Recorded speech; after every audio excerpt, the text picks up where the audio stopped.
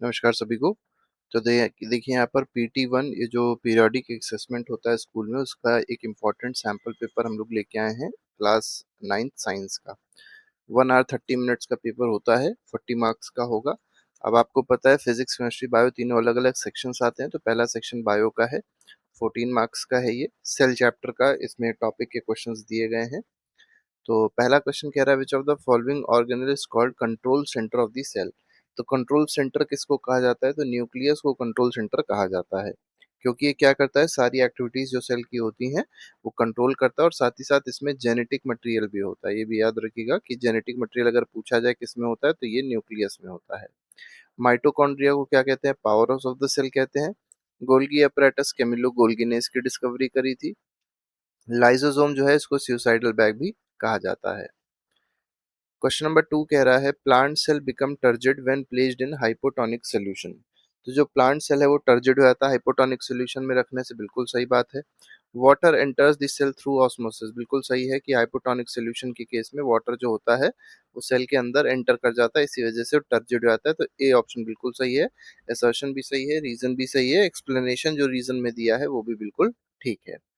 Name the following cell organelles, तो बताना है साइट ऑफ प्रोटीन सिंथेसिस क्या होती है। तो प्रोटीन जो सिंथेसाइज होता है वो कहाँ होता है? राइबोसोम में होता है। ठीक है, तो राइबोसोम को प्रोटीन फैक्ट्री इसीलिए कहा जाता है। ऑर्गेनेल कंटेनिंग क्लोरोफिल, क्लोरोफिल किस ऑर्गेनेल में होता है? तो ये क्लोरोप्लास्ट में होता है। किस में होता है? क्लोरोप्लास्ट में होता है। स्टोरेज सैक्स ऑफ प्लांट सेल, तो जो स्टोरेज होता है, जितनी भी चीजें स्टोर होती हैं वो कहाँ पे होती हैं प्लांट सेल में? ये वैक्यूल में होती है। तो VACUOLE, वैक्यूल की स्पेलिंग याद रखिएगा, अक्सर बच्चे गलत कर देते हैं। Organelle responsible for ATP production, मतलब पावर हाउस पूछा गया है, तो ये क्या हो जाएगा? माइटोकॉन्ड्रिया हो जाएगा। ठीक है, तो इस तरीके से हम लोग क्वेश्चन नंबर 3 कर सकते हैं। क्वेश्चन नंबर 4 दिया गया differentiate between plant cell and animal cell. तो प्लांट सेल इधर कर देते हैं, एनिमल सेल के बारे में इधर लिखेंगे। तो प्लांट सेल में आपको पता है सेल वॉल जो होती है वो प्रेजेंट होती है। ठीक, तो सेल वॉल प्रेजेंट होगी। यहाँ सेल वॉल क्या होती है? एब्सेंट होती है, सेल वॉल नहीं होती है। दूसरा, क्लोरोप्लास्ट की अगर बात करी जाए तो क्लोरोप्लास्ट जो है ये आप प्लांट सेल में देखेंगे तो यहाँ प्रेजेंट है, यहाँ पे क्या हो जाएगा? क्लोरोप्लास्ट एब्सेंट हो जाएगा। प्लांट सेल में वैक्यूल देखेंगे, ठीक है, तो वैक्यूल का साइज क्या होगा? वैक्यूल का साइज बहुत ही बड़ा होगा। ठीक है, बिग साइज होता है। यहाँ पे या तो स्मॉल साइज का होगा और या तो वैक्यूल जो होगा वो एब्सेंट भी हो सकता है। ठीक है, यहाँ पे शेप जो होता है फिक्स्ड शेप होता है। जो सेल होगी उसका शेप कैसा रहेगा? फिक्स रहेगा। लेकिन यहाँ पे इरेगुलर शेप रह सकता है। ठीक है, इरेगुलर भी रह सकता है या ज्यादातर केस में राउंड रहता है। ठीक है, तो क्वेश्चन नंबर 5 पे आते हैं। डिफाइन दी फॉलोइंग, डिफ्यूजन आपको बताना है सबसे पहले। डिफ्यूजन क्या होता है? तो पार्टिकल्स का मूवमेंट, तो मूवमेंट ऑफ पार्टिकल्स। ठीक है, मूवमेंट ऑफ पार्टिकल्स, तो पार्टिकल्स क्या होंगे? पार्टिकल्स, TICLES, पार्टिकल्स कहाँ से कहाँ? तो higher concentration from higher concentration to low concentration. तो हायर कॉन्सेंट्रेशन से लोअर कॉन्सेंट्रेशन की जब पार्टिकल का मूवमेंट होगा तो उसको क्या कहा जाएगा? डिफ्यूजन कहा जाएगा। आइसोटोनिक सॉल्यूशन क्या होता है? तो आइसोटोनिक सॉल्यूशन का मतलब ये है ऐसा सॉल्यूशन जिसका कंसंट्रेशन क्या रहे? सेम रहे। जो कंसंट्रेशन सेल का है वही कंसंट्रेशन इसका भी रहे। तो concentration of cell is equals to concentration of solution. तो उस केस में क्या होगा? सेल में ना ही वो श्रिंकेज होगा और ना ही सेल में मतलब सूजेगा या फूलेगा, मतलब ना स्वेलिंग होगी। इसका मतलब no net movement of water, no net movement of water. यहाँ पे कोई भी नेट मूवमेंट वाटर का नहीं होगा या लिक्विड का नहीं होगा। तो ये कहलाता है आइसोटोनिक सॉल्यूशन। सेल मेम्ब्रेन क्या होती है ये भी आपको पता होना चाहिए। तो पहली बात याद रखिएगा, थिन होती है ये, लिविंग होती है ये, और सेलेक्टिवली परमिएबल मेम्ब्रेन होती है। तो आप ऐसे लिख सकते हैं, it is thin living and selectively permeable membrane surrounding the cell. ठीक है, सराउंडिंग दी सेल। अब हम पूरा लिख नहीं रहे, बोल दे रहे, आप समझ गए होंगे। तो thin living selectively permeable membrane surrounding the cell is called cell membrane. Phospholipids की मेनली बनी हुई होती है, फैट्स और लिपिड्स की। Draw a neat label diagram of plant cell. अब प्लांट सेल का आपको डायग्राम बनाना है, आपको डायग्राम हम दिखा देते हैं। तो देखिए ये जो डायग्राम आपको दिख रहा होगा ये प्लांट सेल, एनिमल सेल और ये बैक्टीरियल सेल तीनों का ही डायग्राम है। तो ये जो हरा वाला दिख रहा है ये आपको कौन सा हो जाएगा, इसमें क्लोरोप्लास्ट भी है तो ये प्लांट सेल का है, ये राइट वाला जो है एनिमल सेल का डायग्राम है। आप इस डायग्राम को बना सकते हैं, यहाँ पे सेल मेम्ब्रेन प्लॉट कर दीजिए, ठीक है, न्यूक्लियस ये हो जाएगा, ये एंडोप्लाज्मिक रेटिकुलम है। इसके बाद नीचे आप देखेंगे तो ये गोल्गी बॉडीज है, माइटोकॉन्ड्रिया हो जाएगा, ये साइटो मतलब इसमें पूरा जो येलो कलर का दिख रहा है सब साइटोप्लाज्म है। यहाँ पे राइबोसोम है, प्रोटीन सिंथेसिस करेगा। बाहर की जो लेयर है वह यहाँ प्रेजेंट है, और बैक्टीरियल में भी प्रेजेंट है, सेल वॉल है। इसी तरीके से एक क्लोरोप्लास्ट है हरे कलर का, और ये जो बड़ा सा दिखाई पड़ रहा है वैक्यूल है। ठीक है, अगर मान लिया प्लांट सेल आए तो आप ये वाला डायग्राम बना देंगे, एनिमल सेल आएगा तो ये वाला डायग्राम बन जाएगा। सारी चीजें इसमें वही है, बस इसमें कुछ चीजें नहीं आपको देखने को मिलेगी, जैसे क्लोरोप्लास्ट इधर देखने को मिलेगा प्लांट में, एनिमल में क्लोरोप्लास्ट नहीं होता है। ठीक है, तो ये कुछ ऐसी चीजें हैं जो आपको पता होनी चाहिए। तो आप इस तरीके से डायग्राम बना सकते हैं दोनों का। आगे बढ़ते हैं, right to functions of plasma membrane. तो प्लाज्मा मेम्ब्रेन के आपको फंक्शन बताने हैं। तो पहली चीज, तो पहला फंक्शन तो ये है कि मूवमेंट ऑफ सब्सटेंस को कंट्रोल करता है, तो controls movement of substance, movement of substance, तो सब्सटेंस के मूवमेंट को कंट्रोल करेगा in and out of cell, मतलब सेल के अंदर भी आने में, मतलब कोई भी सब्सटेंस अगर सेल के अंदर एंटर करना चाह रहा है या सेल से बाहर निकलना चाह रहा है तो उसको कंट्रोल करता कौन है, प्लाज्मा मेम्ब्रेन कंट्रोल करता है। और दूसरा इसका फंक्शन देखा जाए तो इस सेल को प्रोटेक्ट करता है, प्रोटेक्ट करता है और सेल को क्या देता है, शेप देता है, प्रोटेक्ट और शेप देगा किसको, सेल को। अब आते हैं केमिस्ट्री सेक्शन पे, विच of the following shows the Tyndall effect. अब बताना है इसमें टिंडल इफेक्ट कौन शो करेगा। शुगर सॉल्यूशन नहीं शो करता है, सॉल्ट भी नहीं शो करेगा, कॉपर सल्फेट भी नहीं, मिल्क शो करेगा क्योंकि ये क्या है, कोलोइड है। और आपको पता होगा कोलोइड जो होते हैं वो टिंडल इफेक्ट शो करते हैं, बाकी sugar solution, salt solution, copper sulphate true solution होंगे, ये शो नहीं करेंगे। अब mixture of chalk powder and water is left undisturb for some time. तो चॉक पाउडर और वाटर का जो मिक्सचर था उसको कई टाइम, बहुत टाइम के लिए क्या कर दिया, अनडिस्टर्ब, मतलब बिना हिलाए डुलाए रख दिया कहीं पे। Which property show that it is suspension. तो कैसे पता चलेगा कि ये सस्पेंशन है, तो पार्टिकल जो होंगे वो चौक के नीचे सेटल डाउन हो जाते हैं कुछ समय बाद, तो इसीलिए कह सकते हैं कि वो जो मतलब सॉल्यूशन था वो किसका एग्जांपल था, सस्पेंशन का था। आगे बढ़ते हैं, fruit juice bottle contains the following information. तो देखिए इतनी सारी चीजें हैं जूस में। मास परसेंटेज ऑफ शुगर, तो मास परसेंट का फॉर्मूला आपको पता होना चाहिए, किसका निकालना है, शुगर का। तो यहाँ आ जाएगा मास ऑफ शुगर, ठीक है, अपॉन जिसके बारे में बात हो रही है, upon mass of solution, mass of solution into क्या हो जाएगा, 100 हो जाएगा। अब मास ऑफ शुगर देख लीजिए कितना है, 18 है। सॉल्यूशन में सब कुछ ऐड हो जाएगा तो 78 प्लस 2 80 हो जाएगा, 80 प्लस 2 82, और 82 प्लस 18 100 हो जाएगा। ठीक है, तो 100 ग्राम आ रहा है, आप देख सकते हैं सब कुछ जोड़ के, इंटू 100, ये कट गया, आंसर कितना आ गया, 18% आ गया। तो 18% is the correct answer of question number 3। Fourth कह रहा है which among the following is a true solution. अब आपसे आपको बताना है कौन सा इसमें ट्रू सोल्यूशन होगा। पहला दिया मिल्क कोलॉइड होता है, ये भी गलत है। सॉल्ट इन वाटर, ये ट्रू सोल्यूशन है, सी ऑप्शन बिल्कुल सही है। State one effect of increasing temperature on solubility of solids in liquid. देखिए सॉल्युबिलिटी जो है वो आपको पता होगा, ज्यादातर केस में, मतलब मैक्सिमम केस में जो सॉलिड होता है और टेम्परेचर बढ़ा दिया गया अगर मान लिया लिक्विड का, तो सॉलिड जो है वो ज्यादा सोल्यूबल हो जाता है, तो सॉल्युबिलिटी जो होती है वो इंक्रीज होती है। तो आप सीधे सीधे लिखेंगे solubility increases, solubility of solid increases, ठीक है, विद इंक्रीज इन टेम्परेचर।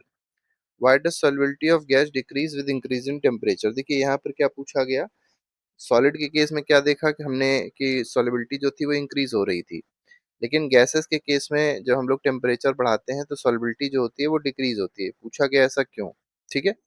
देखिए हायर टेम्परेचर पे क्या होता है, गैस के जो मॉलिक्यूल्स होते हैं हायर टेम्परेचर पे उनको बहुत एनर्जी मिल जाती है, तो वो आसानी से एस्केप कर जाते हैं। और जब वो आसानी से एस्केप कर जाएंगे हाई टेम्परेचर पे, तो सॉल्युबिलिटी जो होगी उसके अंदर घुलेंगे नहीं, एस्केप कर जाएंगे, तो सॉल्युबिलिटी क्या हो जाएगी, डिक्रीज हो जाएगी। अब जैसे मान लीजिए ये आपके पास था, कोई लिक्विड था मान लीजिए, ठीक है, अब इसके अंदर कुछ गैसेस आपने डाली, ठीक, अब क्या किया, यहाँ से आप टेम्परेचर भी बढ़ा रहे हैं, तो टेम्परेचर जब आप बढ़ा रहे होंगे तो ये गैसेस तुरंत क्या होगी, बाहर निकलने लग जाएगी, काइनेटिक एनर्जी इनकी बढ़ेगी, बाहर निकलने, एस्केप करने लग जाएंगी, तो सॉल्युबिलिटी क्या हो गई, कम हो गई इनकी। डिफरेंशिएट बिटवीन, अब देखिए आपको डिफरेंशिएट करना है तीनों के बीच में, तो ट्रू सॉल्यूशन में और पार्टिकल और विजिबिलिटी के हिसाब से, ठीक है। तो पहली चीज तो ये पता होगा आपको, यहाँ पे अगर देखा जाए तो बहुत ही small particles, very small particle होते हैं, ठीक है। कोलॉइड में आप देखेंगे तो इंटरमीडिएट पार्टिकल्स होते हैं। इंटरमीडिएट का मतलब क्या हो गया कि वो ट्रू सॉल्यूशन से बड़े होंगे लेकिन सस्पेंशन से छोटे होंगे। और सस्पेंशन के पार्टिकल्स आप नेकेड आइज से देख सकते हैं तो ये लार्ज पार्टिकल्स होते हैं, जैसे चॉक और वाटर के पार्टिकल्स। चॉक के जो पार्टिकल्स दिखाई पड़ेंगे वो हो जाएंगे। ये जो होगा ट्रांसपेरेंट हो जाएगा, विजिबिलिटी में ट्रांसपेरेंट हो जाएगा ये, ठीक है। कोलॉइड जो होता है ट्रांसलूसेंट होता है, ठीक है। ट्रांसलूसेंट होगा मतलब थोड़ी बहुत लाइट पास होने देगा अपने से। ये जो होगा पूरा पूरा क्या हो जाएगा, ओपेक हो जाएगा, ठीक है। यहाँ पे पार्टिकल्स देखा जाएगा तो पार्टिकल जो होते हैं यहाँ पर विजिबल नहीं होंगे नेकेड आइज से, not visible with naked eyes, ठीक। यहाँ पर भी, यहाँ पे अगर देखा जाए तो विजिबल ही नहीं थे, यहाँ पे भी देखेंगे तो पार्टिकल इसमें भी विजिबल नहीं होते, not visible with naked eyes. और यहाँ पे देखेंगे तो पार्टिकल जो होते हैं विजिबल होते हैं, पार्टिकल यहाँ पे क्या होते हैं, विजिबल होते हैं, ठीक है। तो इस तरीके से हम लोग इसको बता सकते हैं। डिफाइन सॉल्यूट, अब आपको बताना है सॉल्यूट क्या होता है। तो जो सब्सटेंस डिसॉल्व होता है सॉल्वेंट में, substance that is dissolved in solvent, dissolved in solvent, तो जो सब्सटेंस सॉल्वेंट में डिसॉल्व होता है उसको क्या कहते हैं, सॉल्यूट कहते हैं। जैसे मान लीजिए हम लोग सॉल्ट सोल्यूशन ले लें, तो सॉल्ट सोल्यूशन के केस में, सॉल्ट सोल्यूशन के केस में सॉल्ट जो होगा वो क्या हो जाएगा, सॉल्यूट हो जाएगा, ठीक है। ये हमेशा कम क्वांटिटी में होता है। और वाटर जो हो जाएगा वो क्या हो जाएगा, सॉल्वेंट हो जाएगा। अब बात आती है सॉल्वेंट होता क्या है, तो सॉल्वेंट वो मीडियम होता है जिसमें सॉल्यूट डिसॉल्व होता है। तो medium in which solute is dissolved, medium in which solute is dissolve. तो इस तरीके से आप आसानी से इस क्वेश्चन को कर सकते हैं। अगला क्वेश्चन देखिए क्या कह रहा है। A student wants to prepare 20% sodium chloride solution, he has ये is the solution correctly prepared, show the calculation. तो देखिए आपको बताना है जो जो ये सॉल्यूशन उसने बनाया वो सही है कि नहीं है, ठीक है। तो देखिए बहुत सिंपल सही है ये। क्या कहा गया था, 20% जो है उसको कवर करना है, मतलब 20% का सोल्यूशन चाहिए सोडियम क्लोराइड का। तो आप 20% यहाँ से देख लीजिए, इसका पहले निकाल लीजिए मास परसेंट आएगा क्या, मास परसेंट ऑफ NaCl देख के चलते हैं इसमें क्या आएगा। तो मास ऑफ NaCl 20 हो जाएगा, मास ऑफ सोल्यूशन 20 प्लस 80 हो जाएगा, इंटू क्या हो जाएगा, 100 हो जाएगा। 20 प्लस 80 100 होता है, तो 20/100 इंटू 100, 100 कट गया, आंसर क्या आ गया, 20% आंसर आ गया। तो इसका मतलब क्या था, सॉल्यूशन करेक्टली प्रिपेयर्ड था और कैलकुलेशन हमने शो कर दी है। चलिए आगे बढ़ते हैं, फिजिक्स पे आते हैं। A body changes its velocity from 10 metre per second to 22 metre per second in 4 second, acceleration बताना है। तो देखिए इनिशियल वेलोसिटी ये है u, फाइनल वेलोसिटी है 22। तो हमको बताना एक्सेलरेशन, फॉर्मूला होता है v minus you upon T. v क्या था, 22 था, माइनस 10 था, अपॉन 4 हो जाएगा। तो 12/4 मतलब 3 मीटर पर सेकेंड स्क्वायर, ये आंसर है B option. A car moves with constant speed on straight road, तो स्पीड भी कांस्टेंट है और स्ट्रेट रोड पे भी चल रही है, तो मोशन कैसा होगा, यूनिफॉर्म मोशन कहलाएगा। मान लीजिए स्पीड कांस्टेंट होती है और वो सर्कुलर पाथ में चल रही होती, तब उसको हम लोग यूनिफॉर्म ना कहते, नॉन यूनिफॉर्म कहते हैं, ठीक है, क्योंकि एक्सेलरेशन हो रहा होता due to change in direction. Question number third कह रहा है डिस्टेंस इज स्केलर क्वांटिटी, बिल्कुल सही बात है। Scalars have only magnitude and no direction, ये भी बात बिल्कुल सही है। तो यहाँ पर ए ऑप्शन सही हो जाएगा कि असर्शन भी सही है, रीजन भी सही, एक्सप्लेनेशन भी बिल्कुल ठीक दिया है। A person walks 40 metre east and then 25 metre west, find its displacement. देखिए क्या कहा गया, मान लीजिए पर्सन यहाँ पे था, पर्सन जो है पहले किधर मूव किया है, 40 मीटर ईस्ट में मूव किया, ईस्ट का मतलब ये इधर गया है, ठीक है, 40 मीटर ईस्ट में गया, यहाँ पहुंच गया होगा। अब पहुंचने के बाद उसने क्या किया, 25 मीटर वेस्ट भी आ गया, मतलब यहीं से ही देखा जाए तो 25 मीटर ये वेस्ट भी आ गया, मतलब वापस इतना आया। तो आप देख सकते हैं ये जो डिस्टेंस है कितनी है, 25 है। पूरी कितनी थी, पूरी थी 40। अब आपको बताना है डिस्प्लेसमेंट क्या है, तो इनिशियल पॉइंट ये वाला था, फाइनल पॉइंट ये पॉइंट है। दोनों के बीच की डिस्टेंस क्या हो जाएगी, 40 माइनस 25, मतलब 15 मीटर हमारी डिस्प्लेसमेंट हो जाएगी। ठीक है। A cyclist travels 150 metre in 15 seconds and 250 metre in 25 second, average speed बतानी है। तो एवरेज स्पीड का फॉर्मूला बहुत सिंपल सा है, क्या होता है, टोटल डिस्टेंस हो जाएगा अपॉन टोटल टाइम टेकन। ठीक है, total distance upon total time taken. Total distance कितना था, दोनों को जोड़ दीजिए, 150 प्लस 250 हो जाएगा 400। टोटल टाइम कितना लिया, 15 प्लस 25 मतलब 40 हो गया। ये कट गया, आंसर क्या आ गया, 10 मीटर पर सेकेंड, ये एवरेज स्पीड हो जाएगी। Right the two uses of velocity time graph. अब बताना है कि वेलोसिटी टाइम ग्राफ जो होता है उसके दो यूजेस क्या होते हैं। तो यूज मतलब उसके क्या नीड है, क्या उससे निकाल सकते हैं वेलोसिटी टाइम ग्राफ से। तो वेलोसिटी टाइम ग्राफ का आपको पता होगा, जो स्लोप होता है क्या दे देगा, एक्सेलरेशन दे देता है। तो एक्सेलरेशन किसी भी बॉडी का फाइंड आउट करना है, so we can find out by finding the slope of that graph. और दूसरा एरिया यू फाइंड आउट कर सकते हैं, एरिया से क्या मिल जाएगा, वेलोसिटी इनटू टाइम मतलब डिस्प्लेसमेंट मिल जाएगा। तो अगर डिस्प्लेसमेंट निकालनी है बॉडी के द्वारा क्या करी गई है, तो वो भी हम लोग इससे निकाल सकते हैं वेलोसिटी टाइम ग्राफ को यूज करके, by finding out the area. Derive the first equation of motion using graphical method. देखिए बहुत आसान सा है, क्या करिए, पहले एक ग्राफ बना लीजिए। ये वेलोसिटी हो गया इधर की ओर आपका एक्स एक्सिस पे टाइम हो गया। आपको ग्राफ यूनिफॉर्म एक्सेलरेशन का लेना होता है, जहां पर इनिशियल वेलोसिटी u है और जो फाइनल वेलोसिटी है वो क्या है, ये वेलोसिटी यहाँ पर v है। ठीक है। ये जो टाइम गैप दिया गया है वो कितना है, स्मॉल t का है। अब यहाँ पर अगर आप पूछा जाए कि इस ग्राफ का स्लोप निकालना है, तो स्लोप क्या होता है, स्लोप का मतलब होता है y2 minus y1 upon x2 minus x1। अब y2 आप देख सकते हैं v है, माइनस y1 देख सकते हैं, मतलब यहाँ पे y1 की वैल्यू हो जाएगी कितनी है, u है। ठीक। अपॉन x2 माइनस x1 मतलब यहाँ से यहाँ तक का अगर डिस्टेंस को देखा जाए तो कितना हो जाएगा, t हो जाएगा। और कौन सा ग्राफ था, वेलोसिटी टाइम ग्राफ था, तो वेलोसिटी टाइम ग्राफ का स्लोप क्या देता है, एक्सेलरेशन देता है। तो a और t मल्टीप्लाई होके क्या बना देंगे, at बना देंगे, is equal to v minus u हो जाएगा। v इज इक्वल टू क्या आ जाएगा, u प्लस at आ जाएगा। तो इस तरीके से हम लोग फर्स्ट इक्वेशन ऑफ मोशन को डिराइव कर सकते हैं। The velocity time graph of the moving body is shown. तो देखिए ये आपको ग्राफ दिया गया है। ठीक है, आपको क्या निकालना है, type of motion in each segment. तो यहाँ पे जो मोशन हो रहा है आप देख सकते हैं, यूनिफॉर्म एक्सेलरेशन है। कैसा मोशन है, यूनिफॉर्म एक्सेलरेटेड मोशन है। बीसी में मोशन कैसा है, यूनिफॉर्म वेलोसिटी का मोशन है। यहाँ पे क्या है, यूनिफॉर्म वेलोसिटी है। ठीक। यहाँ पे देखा जाए तो नीचे जा रहा है, मतलब वेलोसिटी कम हो रही है लगातार कांस्टेंट से, तो इसको कहेंगे यूनिफॉर्म रिटार्डेशन का मोशन है ये, यूनिफॉर्म रिटार्डेशन का मोशन है। तो तीनों मोशन इसमें आपको देखने को मिल जाएंगे। और क्या कहा गया, calculate the total distance travelled. Total distance निकालनी है, टोटल डिस्टेंस निकालने के लिए आपको पूरे का एरिया निकालना होता है। अब ये पूरा एरिया कैसे निकलेगा, तो देखिए पहले इसको आप ऐसे करके ज्वाइन कर दिए। देखिए यहाँ पे दो आपको ट्रेपेजियम देखने को मिलेंगे, चाहे तो आप यहाँ पे ऐसे निकाल लीजिए, ये ट्रेपेजियम हो गया, ये एक रेक्टेंगल हो गया पूरा।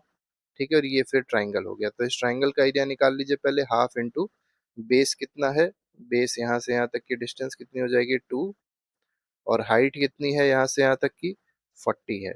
ठीक है, तो ये कट गया, 40 मीटर आया। तो ट्राइंगल का एरिया 40 आया। अब ये रेक्टेंगल का एरिया देख लीजिए, बीसी कितना है, 1 2 3, 3 इंटू हाइट कितनी, हाइट 40 है, 4 3 12, 120 मीटर आ गया इसका एरिया। तो ये 120 मीटर आ गया, ये 40 आ गया। ठीक है। अब ये देख लीजिए, ये जो है ये वाला एरिया जो दिख रहा होगा ये ट्रेपेजियम है, तो half sum of parallel side. Parallel side कौन कौन सी है, ये है, तो 20 प्लस ये बड़ी वाली साइड 40। ठीक है, into distance between the parallel sides ये 1 2 3, 3 हो जाएगा। तो ये हो गया 60, 60/2 30 × 3 90 हो जाएगा। तो टोटल एरिया कितना मिला, 90 मिला, 40 130 हो गया, और 120 250 मीटर हो गया। तो 250 मीटर जो है पूरा एरिया हो जाएगा। और क्या कहा गया था, find the acceleration during accelerating part in the graph. अब एक्सेलरेटिंग पार्ट ये वाला है, यहाँ से यहाँ तक में आप देख सकते हैं एक्सेलरेट हो रहा था, तो v minus you upon T लगा लीजिए। फाइनल वेलोसिटी यहाँ कितनी दिखाई पड़ रही है बी पॉइंट पे, 40 है। इनिशियल वेलोसिटी कितनी दिखाई पड़ रही है, 20 है। टाइम कितना है टोटल, 3 है। ठीक है, क्योंकि यहाँ से यहाँ तक में अगर टाइम देखा जाए तो 3 तो था, तो 20/3 is the correct answer. 20/3 kilometre पर आर का स्क्वायर। तो इस तरीके से ये हमारे क्वेश्चंस थे जो हम लोग को डिस्कस करने थे। बाकी और भी कई सारे एमसीक्यूज हैं, क्वेश्चन आंसर्स हैं जो प्लेलिस्ट में लगाए हैं, आप जाके देख सकते हो, अपना रिवीजन अच्छे से कर सकते हैं। अभी के लिए फिलहाल नहीं, thank you very much, good bye, जय हिंद।